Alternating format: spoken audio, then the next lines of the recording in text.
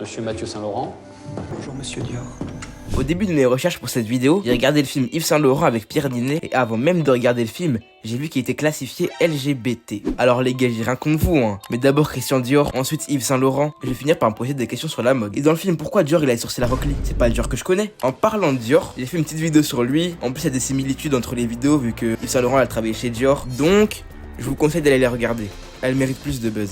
Comment ce jeune crack, repéré par Christian Dior, inventeur du smoking pour femmes, créateur de la robe Mondrian, cette pépite étant le plus jeune couturier du monde, récompensé de la Légion d'honneur, cache derrière tout ça des soirées arrosées, de la consommation de stupéfiants et une grande dépression dévoilant un être malheureux. Le 1er août 1936, Yves-Henri Donat Mathieu Saint-Laurent naît à Oran en Algérie. Et moi qui croyais qu'il était français. Fils de Lucienne Wilbaud, qui elle aussi est née à Oran, c'est la fille de l'ingénieur Edmond Wilbaud et de Marianne Émilie Mulle. Elle est issue d'un viol et a été victime d'inceste, ce qui va hanter Yves Saint-Laurent. Mais tout ça c'est flou, on n'est pas vraiment sûr que ce soit vrai. Et dites-vous qu'on n'a même pas encore parlé du père. Alors lui, tout commence avec la famille Mathieu d'Alsace. Alexandre Mathieu, né en 1672, ah oui, belle lurette, est originaire de Metz et a siégé au conseil souverain de Colmar. Donc lui et sa femme, Jeanne-Françoise de Favier, sont à l'origine des deux branches familiales de juristes des Mathieu d'Alsace. Il y a la branche cadette, fixée à Strasbourg, les Mathieu de Favier, mais nous on va se concentrer sur la branche aînée, les Mathieu de Heidolsheim, qui est bien sûr une commune française. Bah oui. Cette branche est surtout illustrée par Joseph Ignace, né en 1754, sachant que Alexandre Mathieu est mort en 1742. Donc c'est les générations suivantes, il faut imaginer. Ce Joseph est le cousin germain de l'ancien maire de Saint-Forget, le baron des Mauvières. Il va le devenir lui-même le 21 octobre 1815. Il récupère le château des Mauvières et devient le maire de Saint-Forget. Lui, il a tout fait. Il a tellement tout fait qu'il finit par prendre la tutelle et éduquer le comte Léon, fils naturel de Napoléon Ier, ça va très loin là. Et c'est de son frère Michel Léonard, avocat au conseil souverain d'Alsace, puis conseiller à la cour d'appel de Colmar, que descend le nom Mathieu dit Saint-Laurent. Enfin. Encore une fois, quelques générations plus tard, son petit-fils, Charles Jules Mathieu dit Saint-Laurent, né en 1831, sachant que son papy Michel Léonard a vécu entre 1747 et 1811, notre Charles Jules Mathieu dit Saint-Laurent est avocat, comme papy Michel. Quand on vous dit que c'était une famille de juristes, ça rigole pas. Il est aussi adjoint du maire de Colmar, qui va malheureusement quitter après l'annexion de l'Alsace par l'Empire allemand. Et c'est là où il décide de s'installer à Oran. Son fils, Jules-Henri Mathieu Saint-Laurent, né en 1862, devient avocat et fait construire une maison familiale au 11 de la rue Stora en 1911. Il épouse Joséphine Charin et ils vécurent heureux et eurent beaucoup d'enfants, dont Charles en 1909, pas l'autre Charles, le Charles qui va devenir le père d'Yves Saint-Laurent. Yves n'est pas un fils unique, il a deux sœurs, Michel et Brigitte. Durant son enfance, à l'école et au collège, c'est le petit garçon timide au fond de la classe et à fond de la littérature. Yves fréquente un lycée à Oran et en 1954, grâce au goût de sa mère pour la mode, Yves va à Paris pour y suivre les cours de l'école de la chambre syndicale de la couture parisienne. Ah, il est un peu long le nom. Notre monde à l'époque était Oran, et non Paris. Ni Alger, la ville métaphysique de Camus aux branches vérité, ni encore Marrakech et sa bienfaisante magie rose. Oran, une cosmopole de commerçants, venus de partout et surtout d'ailleurs. Une ville étincelant dans un patchwork de 1000 couleurs sous le calme soleil d'Afrique du Nord. Un vrai rebeu. Après, je pense que c'est plus un Bilal Hassani qu'un Karim Benzema. Yves Mathieu Saint-Laurent, haute couture Place Vendôme. est la maison de couture de rêve d'Yves en 1953. Il découpe les silhouettes de ses mannequins favoris et leur crée une garde-robe complète en papier. Bref, parenthèse terminée, revenons à Paris. La même année, il participe au concours annuel du secrétariat international de la laine, dont le jury est composé de Hubert de Givenchy et de Christian Dior. Ce concours servant à mettre en valeur la laine comprend 3 parties, manteau, tailleur et robe. Vu le casting, c'est comparable à un prix Tezuka dans le monde du manga. Yves Saint-Laurent reçoit le 3e prix de la catégorie robe qu'il va chercher avec sa maman à Paris. Oh, c'est mignon. Pendant ce premier jour à Paris, il rencontre Michel de Brunoff, rédacteur en chef de Vogue Paris, qu'il rencontre grâce aux relations de son père. Ah oui, parce que Charles, il est quand même président d'une compagnie d'assurance. Ah, il chôme pas. Ce Michel, et non sa sœur ou encore moins son ancêtre, va le pousser à au moins valider le bac et aura un impact non négligeable dans sa vie. Et comme dit précédemment, c'est en 1954, plus précisément en septembre, qu'Yves Saint-Laurent emménage à Paris, dans une petite chambre au 209 boulevard Pereire, pour commencer ses études à la chambre syndicale de la couture. Et devinez quoi? En septembre 1954, il prend sa revanche. La 3e place, c'est pas assez pour lui. Il reparticipe au concours du secrétariat international de la laine et remporte cette fois-ci la première place et la troisième place de la catégorie robe parmi 6000 dessins anonymes envoyés. Son modèle qui obtient le premier prix a été dessiné dans les ateliers de Hubert de Givenchy. En gros, c'est comme si Youssef Swat il avait gagné une nouvelle école sur un son écrit avec SDF. Genre guette l'objectivité. Après toute cette compétition, Yves Saint Laurent garde contact avec Michel de Brunoff, c'est comme son oncle maintenant. Et Yves lui présente quelques croquis en juin 1955. Quand il voit ça, Michel il est tellement choqué de la ressemblance avec un certain Christian Dior qu'il décide directement de lui montrer. De ma vie, je n'ai rencontré quelqu'un de plus doué. S'adressant à Edmond de Charleroux, son futur successeur à la tête de Vogue. C'est le 20 juin 1955 qu'Yves Saint Laurent rencontre Christian Dior, lui-même touché immédiatement du talent impressionnant de notre petit Yves. Christian le recrute directement avec lui en tant qu'assistant. La légende raconte qu'il s'est empressé de faire une crise cardiaque pour laisser Yves se faire sa place. Bon, je pense pas, mais en parlant de Dior, la vidéo sur lui est toujours disponible. Hein. Je dis ça comme ça. À 19 ans, il est recruté chez Christian Dior. 19 ans, c'est plus jeune que Kamavinga, Michael Hollis et Bradley Barcola quand même. Pendant 2 ans, ça va être un vrai stagiaire. Pas un mot, juste tu regardes. J'arrivais le matin et je passais la journée à côté de Christian Dior, sans beaucoup parler. Je dois dire que j'ai beaucoup appris. Christian Dior surexcitait l'imagination et, dans le monde du travail, il faisait pleinement confiance. Du croquis aux essayages, en passant par les toiles, se font presque 200 modèles. Yves travaille dans la décoration des boutiques et dans la confection de nombreuses robes dans la haute couture. Plus le temps passe, plus Yves Saint Laurent prend des responsabilités, tel un Mbappé Lotin. Il m'a appris l'essentiel, puis vinrent d'autres influences qui, parce qu'il m'avait appris l'essentiel et trouvé le terrain merveilleux et prolifique, les sciences nécessaires qui allaient me permettre de m'afficher, de me fortifier, de me déployer, de respirer, enfin mon propre univers. Chez Dior, Yves rencontre Anne-Marie Munoz et Victoire d'Outrelot. Victoire, c'est sa meilleure amie, sa best friend. Vous pouvez voir dans le film, hein, avec Pierre Ninet, ils sont tout le temps ensemble, tout le temps collés. C'est des vrais besties. Et ce, depuis qu'elle a rencontré chez Dior, ça va être une de ses principales modèles, même une de ses principales muses. Une femme lui apportant une inspiration folle dans ses créations. C'est elle qui va porter et défiler les plus belles robes d'Yves Saint Laurent. Tandis qu'Anne-Marie Munoz sera une des principales collaboratrices d'Yves Saint Laurent. Mais bon, les joies seront de courte durée, car le 24 octobre 1957, Christian Dior décède d'une crise cardiaque en Italie. Ben voyons. Comme voulu, Yves Saint Laurent, âgé de 21 ans, toujours plus jeune que nos pépites, est nommé directeur de la maison de couture. Yves Saint Laurent est jeune, mais il a un immense talent. Dans ma dernière collection, j'estime que sur 180 modèles, il y en a 34 dont il est le père. Je pense que le moment est venu de le révéler à la presse. Mon prestige n'en souffrira pas. 4 mois avant la mort de Christian Dior. À l'enterrement, il y avait Pierre Berger. Tu sais pas c'est qui, c'est normal. Pour l'instant, on suit l'histoire principale, mais on oublie des petits détails comme sa bande dessinée, La vilaine Lulu, BD humour racontant l'histoire d'une petite fille se moquant des conventions. Elle s'inspire clairement de lui. Mais juste guettez les dessins s'il vous plaît. C'est lui le plus jeune couturier au monde. C'est pas pour critiquer, mais à 7 ans je faisais mieux quand même. Dites-vous qu'il en avait 20. En 1967, 10 ans après sa création, le livre est publié. Actuellement, vous pouvez le commander sur Amazon. Mais bon, vu le prix, moi je le ferai pas à votre place. J'ai lu un extrait et frère, les blagues dignes de ChatGPT. Il a un grain ce type. Par exemple, on suit des mères allant voir le concert de leur fille. Elles arrivent et voient leur fils chauve. Choquées, énervées, affolées, désemparées, elles giflent leur fille. Pendant ce temps, Lulu récupère les cheveux pour faire un coussin à son chat. Y a pas de chute. Le 15 novembre 1957, Yves Saint Laurent, successeur de Dior, devient le plus jeune couturier au monde, de la plus grande maison de couture du monde. Dior, c'est 50% des exportations de la haute couture française. 8 sociétés, 16 firmes implantées dans 5 continents, 1400 employés, 2 milliards de francs de chiffre d'affaires. Mais ça, vous le saviez vu que vous avez vu la vidéo sur Christian Dior. C'est d'ailleurs au moment où Yves travaille chez Dior que commence le film avec Pierre Ninet, l'intro de cette vidéo. Avec tous ses employés, Yves balance la ligne trapèze qui pète tout. Véritable succès. Yves, c'est quelqu'un en fait. Il est récompensé du Neiman Marcus Award, prix pour les grandes personnalités de la mode. Et pour l'info, le premier couturier à recevoir le prix en 1947 n'est autre que Christian Dior. Mais malheureusement, il faut savoir qu'on est en 1958. Et cette année-là, on est en pleine guerre d'Algérie, comme de par hasard. Et Yves Saint Laurent doit faire son service militaire. Parce que oui, à l'époque, c'était pas la journée d'appel. Du coup, Yves doit partir 2 ans pour son service militaire. Award, pas award, Yves il doit y aller. Mais après avoir braqué le monde de la mode, Yves est hospitalisé au Val-de-Grâce pour dépression. Yves n'était pas vraiment heureux dans sa vie. Alors certes, c'est un génie, reconnu pour son travail extraordinaire, gagnant des prix, et ça il l'aimait. Mais si on résume un humain à ses créations, c'est qu'on ne comprend pas le personnage derrière. Comme dit précédemment, Yves Saint Laurent est timide et sensible. Rien qu'à sa manière de s'exprimer, on le voit bien. Le service militaire, lui, ça l'a traumatisé. Harcelé, même humilié par ses camarades pour sa personnalité fragile et son homosexualité, cette expérience l'a plongé dans une triste dépression. Son traitement à l'hôpital, avec tous ces médicaments plutôt durs pour l'époque, l'a bien fragilisé. Lui, et sa santé mentale et psychologique. Pour aller de mieux en mieux, durant son hospitalisation, la maison Dior, ne pensant pas qu'il allait revenir, remplace Yves Saint Laurent. Juste, imaginez son état actuel. Traumatisé, dépressif, licencié. C'est dans cette situation qu'Yves Saint Laurent lance sa propre maison de couture, en compagnie de Pierre Berger. Attends, qui? Ok.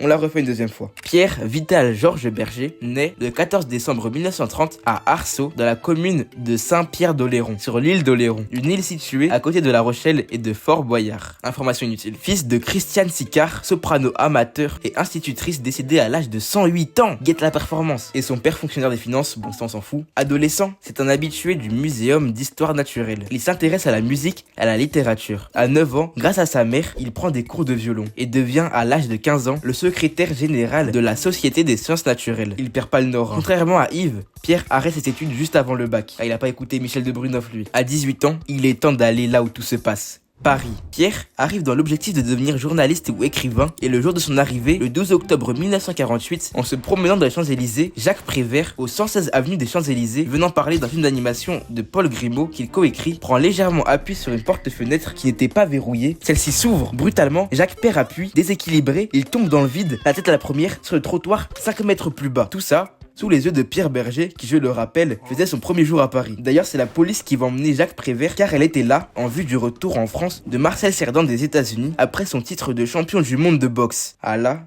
c'est même plus multivers. Finalement, Pierre devient courtier en édition originale. En gros, c'est lui qui fait le lien entre l'acheteur et le vendeur et rencontre les grandes personnalités littéraires de l'époque. Jean Giono, Jean Cocteau, Louis Aragon, Jean-Paul Sartre, André Breton, bref, que du top niveau. En 1949, il devient rédacteur en chef de la Patrie mondiale et un an plus tard, Pierre Berger rencontre Bernard Buffett et finissent ensemble pendant 8 ans. Il aime trop les artistes lui. Pierre sera également son manager et la même année, il rencontre Jean Giono avec qui il se lie d'amitié. Si Pierre Berger ne devrait avoir qu'un seul ami, c'est bien Jean Cocteau, dont aujourd'hui il est le titulaire du droit moral sur son œuvre. C'est aussi le président du comité Jean Cocteau et a ouvert la maison Jean Cocteau à Milly-la-Forêt. Il a les contacts Pierre. Et tout ça en seulement un an. Franchement, qui aurait cru que Pierre avait une vie encore plus remplie qu'Yves? Carrément, il s'est permis un petit délire entre potes en faisant se rencontrer Jean Giono et Jean Cocteau. Il n'y a que 2 écrivains pour qui j'ai eu une grande admiration et un profond attachement. Jean Giono et Jean Cocteau. Je les ai d'ailleurs fait se rencontrer. J'ai emmené Giono déjeuner chez Cocteau à Milly-la-Forêt. Ils n'avaient rien à se dire. C'est 2 mondes complètement différents. On en revient à l'enterrement de Christian Dior. Et là, du coup, vous savez c'est qui Pierre Berger? La vraie rencontre entre Yves Saint Laurent et Pierre Berger a lieu le 3 février 1958. Pierre Berger, assistant pour la première fois à un défilé de mode, est témoin du triomphe du jeune prince. Et c'est du coup quelques jours plus tard, pendant un dîner à la Cloche d'Or en l'honneur d'Yves Saint Laurent, que les deux là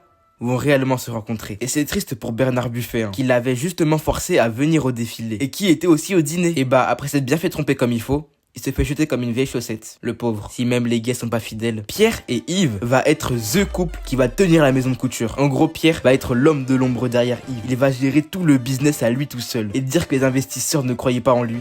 T'as pas d'expérience, t'es même pas un artiste. Mais en fait, t'es qui? Il a fait taire toutes les critiques. C'était le méchant du film, le flic de la maison. Il disait à Yves, vas-y, va dessiner là. Lui, gérait l'argent. C'est donc avec l'appui de Pierre Berger qu'Yves va tout donner. Pierre, pour trouver des fonds, voit son appartement de l'île de Saint-Louis et signe un contrat avec J. Mac Robinson, venu d'Atlanta. C'est le premier américain à investir dans une maison de couture parisienne. Et Yves, avant même que la maison n'ouvre, donne déjà des interviews. Ça commence à prendre de l'ampleur. La maison s'installe d'abord au 11 rue Jean Goujoux. C'est l'adresse où Christian Dior envisageait de s'installer avant de trouver sa vraie adresse. Et du coup, pour Yves Saint Laurent aussi, ce sera une adresse provisoire. Ils vont surtout s'installer au 30 bis rue Spontini à Paris. Le 4 décembre 1961, la maison Yves Saint Laurent ouvre ses portes. La première robe, griffée 00001, est livrée à Madame Patricia Lopez Wilshaw, une importante personnalité de la Café Society d'après-guerre. Et là, c'est parti. On peut un peu plus se focaliser sur l'aspect artistique. Avant la maison de couture, quelques jours avant la rencontre avec Pierre Berger à la Cloche d'Or, le 30 janvier 1958, c'est sa première collection, Ligne Trapèze, qui bouleverse la mode et fait son premier succès. Artistiquement, on voit qu'il se détache de Dior. Ligne souple, moins de tissu, plus de légèreté. À la tête de Dior, c'était un nouveau souffle pour la mode. Selon lui, le style doit perdurer au fil des saisons. Il puise son inspiration dans la rue, étonnamment. Et en 1960, il nous propose une collection avec le premier blouson en cuir de la haute couture. Trop la rue. Mais bon, ça n'a pas le succès escompté. Il a pas de buzz. Il revient en force pour la première collection de sa maison de couture. Dans le public, la comtesse de Paris, la princesse Anne, la baronne de Rothschild, Roland Petit, Zizi Jeanmer.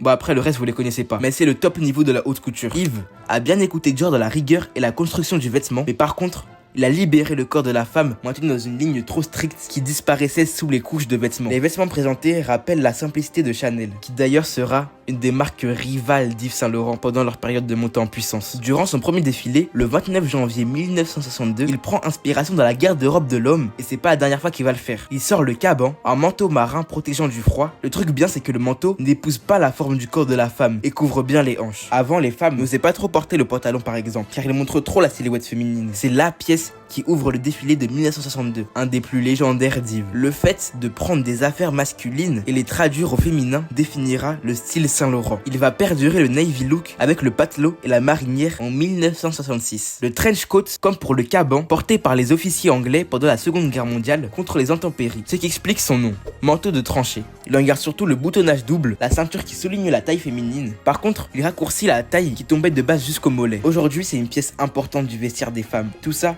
au premier défilé. Au niveau de la direction du studio, c'est Anne-Marie Munoz qui l'a rencontré chez Dior à la charge et à partir de là, ça va tout droit. Pour éviter de s'embrouiller, on va séparer l'évolution de la vie d'Yves Saint Laurent en plusieurs parties. Sa vie sociale, représentée par ses rencontres et son expérience, sa carrière, avec ses tenues et ses défilés, et aussi sa vie privée, avec bien sûr Pierre Berger et ses soirées bien arrosées. Et c'est super d'avoir divisé le tout en 3 parties, parce qu'on peut déjà en rajouter une 4e, la catégorie parfum. C'est Paul Poiret qui entame la méta parfum au XXe siècle avec Parfum de couturier. Pour lui, le parfum complète l'élégance de la femme. Il pense comme Dior. Chanel aussi lance en 1921 son numéro 5, dont l'audace va traverser les siècles. C'est un des premiers parfums où l'odeur dominante ne vient pas de fleurs. Pour Yves, c'est en 1964 qu'il rentre dans la parfumerie avec Y, un parfum luxuriant, lourd et indolorant. On peut se permettre d'encore ajouter une partie business, plus pour Pierre Berger, il n'est pas que dans vie privée. Car J. Mac Robinson revend ses parts à un américain, Richard Salomon. Mais le couple Berger-Saint Laurent reçoit encore le bénéfice lié à la haute couture. De 1966 à 1976, Yves va dérouler le tapis rouge. Hommage à Piet Mondrian, montrant sa passion pour la peinture et son admiration pour les peintres, la mariée de tricot, présentée dans la même collection et terminant le défilé qui traditionnellement se termine par une robe de mariée, Yves décide de choquer le monde pour la 2e fois de la journée en s'inspirant des matrioshkas. Vous savez, les poupées russes qui s'emboîtent, sauf qu'il le fait en tricot de laine à la main avec un ruban en satin et soie ivoire. Les premières transparences, 1966, précurseur de la révolution sexuelle de 1968, bah clairement il dévoile le corps de la femme, très explicite, car selon lui, rien n'est plus beau qu'un corps nu. Oui, allez. S'ensuit l'hommage au pop art. Suivant la série des Mondrian, le premier smoking. Alors là, dites-vous, quand j'ai tapé Yves Saint Laurent et j'ai cliqué sur son wiki, je tombe sur inventeur du smoking. Je me suis dit, mais non.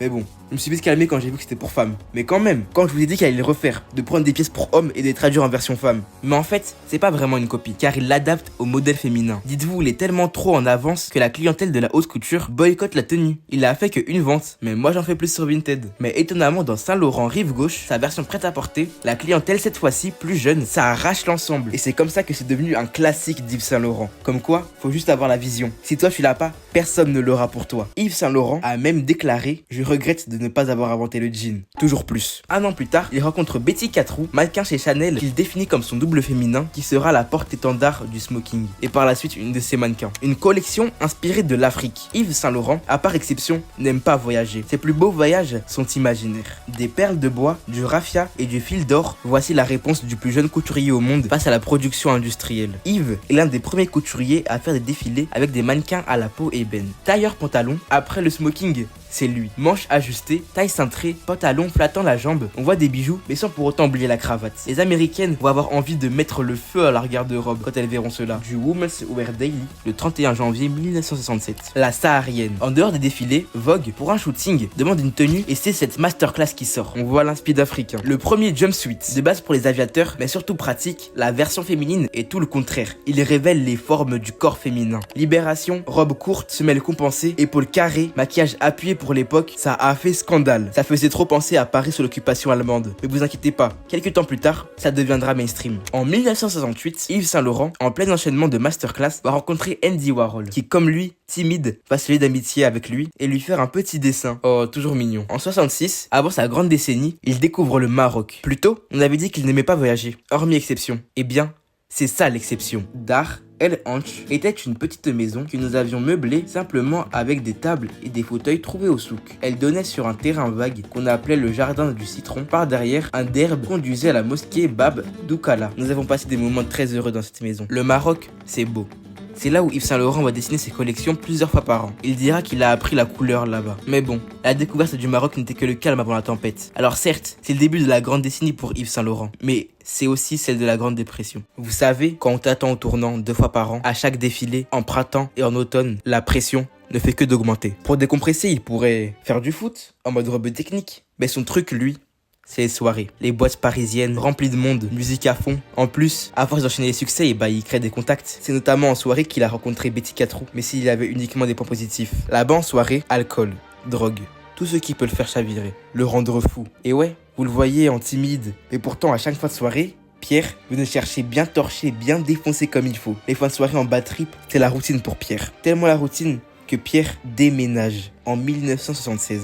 Ah, une grande décennie, on t'a dit. Tout cela crée des tensions dans le groupe Yves Saint Laurent, accentuées par les addictions d'Yves. Même au Maroc, ça ne va plus. Il faut savoir que Pierre, c'est Yves, mais Yves n'est pas Pierre. Et tout ça, c'est triste. Yves est un génie à l'état pur, impressionnant, mais fragile. C'est aussi au Maroc qu'il va rencontrer Loulou de la Falaise, avec qui, en soirée, ils vont bien consommer. Pendant cette période, on a proposé à Pierre de bosser chez Chanel, mais il a dit non, car il avait la vision. Yves Saint Laurent, c'est Dior en x2. 2 fois plus fort, 2 fois plus longue carrière, 2 fois plus gay, et 2 fois plus grosse chute. On en oublierait presque la mort de Gabriel Chanel, le 10 janvier 1971, qui désignait Yves comme son héritier, car il faudra bien un jour que quelqu'un me continue. Chanel a donné la liberté aux femmes, Yves Saint Laurent leur a donné le pouvoir. Saint Laurent, de la même année, Rive Gauche et Pour Homme, 2 parfums représentant l'audace avec notamment cette Pix. On fait un bout dans le temps, en 77, avec Opium, et en gros, il sent bon. Vous savez que Opium fait référence à la drogue venue d'Orient. La drogue, hein. Yves, lui, était plutôt cocaïne, voire tranquillisant. C'est une dinguerie quand même. Il faisait des soirées, notamment au Studio 54, à Marrakech, à Paris, où il va, littéralement s'empoisonner, quoi. Après, quand tous tes amis font ça, malgré le déménagement de Pierre, Yves Saint Laurent, il continue. Broadway Suite, hommage à De Diaghilev et Picasso, hommage à Aragon, Apollinaire et Cocteau, le parfum Kouros, des inspirations à Henri Matisse et Fernand Léger. Il fait son trou, Pierre Berger, lui, devient président de la chambre syndicale des couturiers et créateurs de mode. Solide. Accompagné de ses muses Victoire d'Outrelot, sa meilleure amie, Catherine Deneuve, Katoucha Niane et aussi Betty Catrou. Une muse est une femme dont un homme va puiser son inspiration. Dans le cas d'Yves Saint Laurent, ce seront aussi des modèles dans ses défilés. Parce que Yves, c'est un homme entouré de femmes. Il a transformé la mode en art. Yves va tellement enchaîner les défilés et les pièces d'exception qu'en 1982, il reçoit l'International Fashion Award of the Council of Fashion Designers of America. Plus long tu meurs. Après, il reçoit l'Oscar de la mode en 1985 et un award d'honneur en 1999. Son nom fait son entrée dans le Larousse en 1983. Il achète des maisons, des châteaux, en France, au States, au Maroc. Il rencontre François Mitterrand, au calme, et est récompensé de la Légion d'honneur le 12 mars 1985. Passant officier, puis commandeur, il finit grand officier en 2007 par Sarkozy. La même année, Monsieur Berger est aussi récompensé, sauf que lui devient grand officier en 2015. Au final, on retient l'aventure qui était la vie d'Yves Saint Laurent. Mais vu comme ça, on dirait que sa vie est terminée. Il a fini le jeu. Mais que nenni, toxico pas toxico, dépressif pas dépressif. Vous savez, Yves était heureux que 2 fois par an. Et c'était à ces 2 défilés. Il enchaîne défilé pour la fête de l'humanité, une collection en hommage à Van Gogh, une autre en hommage à Marilyn Monroe, Catherine Deneuve, Marcel Proust, Bernard Buffet, mais également Christian Dior. Dans une dernière performance, il fait un défilé au Stade de France en 98, plus précisément le 12 juillet pour la finale de la Coupe du Monde qu'on a gagnée. Le 7 janvier 2002, il fait ses adieux et prend sa retraite. Pierre, de son côté, crée l'Institution française de la mode. En gros, c'est le Clairefontaine de l'haute couture. Et Pierre devient aussi le président des Opéras de Paris en 88 par François Mitterrand. C'était leur gars en fait. Le 1er juin 2008, à Paris, Yves Saint Laurent s'éteint à l'âge de 71 ans, dans son domicile au 55 rue Babylone, à cause d'un cancer du cerveau. Présent à ses obsèques, Pierre Berger, Catherine Deneuve, Nicolas Sarkozy, Carla Bruni, Bernadette Chirac, Valentino, Jean-Paul Gaultier, Bernard Arnault et François Pinault. Ses cendres sont déposées dans sa villa de Marrakech. Pierre Berger continue le business. Il est propriétaire du musée Zola, Dreyfus, Cocteau, Berber et Yves Saint Laurent. Quand tu vois tout ça, tu te dis, ça aurait pu être lui le personnage principal. Mais bon, le 8 septembre 2017, Pierre rejoint Yves. Ce duo mythique, ce businessman controversé, ce génie fragile. Yves Saint. Oh putain Laurent. Au niveau de la marque, en 93, Sanofi, oui les médicaments, achète Yves Saint Laurent et en 99, c'est le groupe Gucci de François Pinault qui rachète la marque. Par contre, quand Yves prend sa retraite en 2002, la haute couture ferme ses portes. Il ne reste que le prêt-à-porter. En 2008, les parfums appartiennent désormais à L'Oréal. Sa maison natale à Oran devient son musée et la fondation Pierre Berger Yves Saint Laurent préserve la mémoire de ceux-ci. Abonne-toi!